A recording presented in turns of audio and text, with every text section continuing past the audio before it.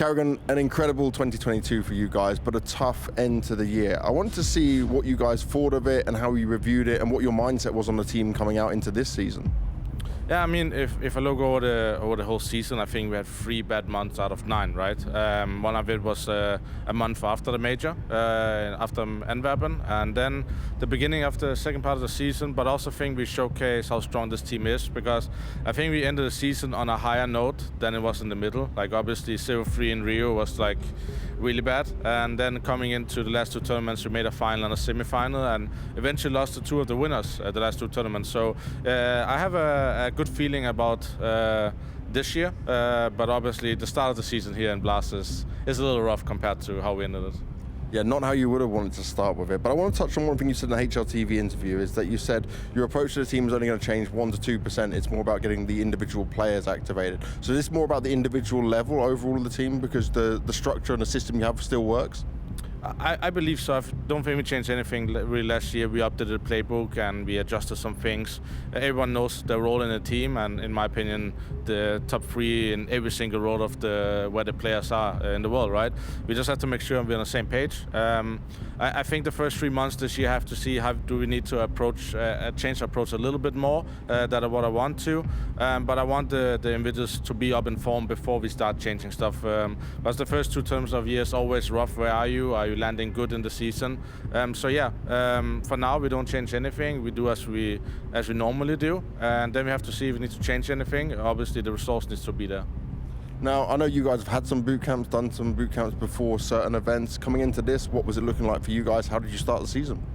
I mean, we had a lot of talks. I think obviously rain was a big question mark coming into the start of the season. So it was not really possible, not even to boot camp before Katowice, unless we go out early here or win early in Blast, that we can boot camp for Katowice.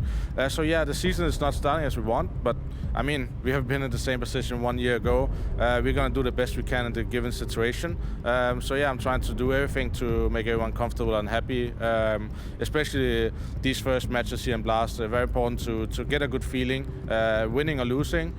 Just make sure we have a lot of fun. I think that's always the key thing to start off season.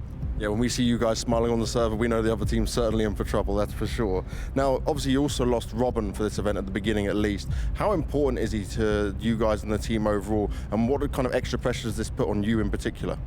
I mean, I've been here before in the given situation, but Robin is the key pillar in the team, for me at least, and also for the other guys. He's creating this good environment, this never give up, adjusting the team, keeping me on the right track if my body language is not the best, if it goes bad. So he's key, but I also know everybody here is doing their best to their abilities, and I think that's what's the team unique. When somebody's missing, or if it's Rain or Robin or another player, everyone starts to take 5% more responsibility, because they know that it's on their shoulders to lift the team as well. So I expect that to happen today. But obviously I want Robin and Rain back as soon as possible. But it is what it is. We do our best and try to make them proud at home right now.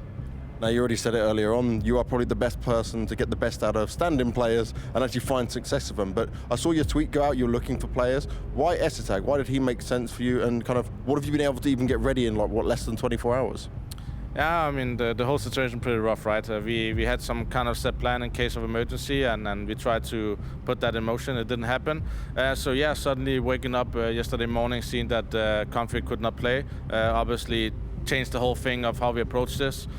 So I just thought to myself, Esitag is a guy who can fill in all roles, played all roles. So I know he can bring something to the team, a supportive element, maybe enter-fragging, trading to get him into the side.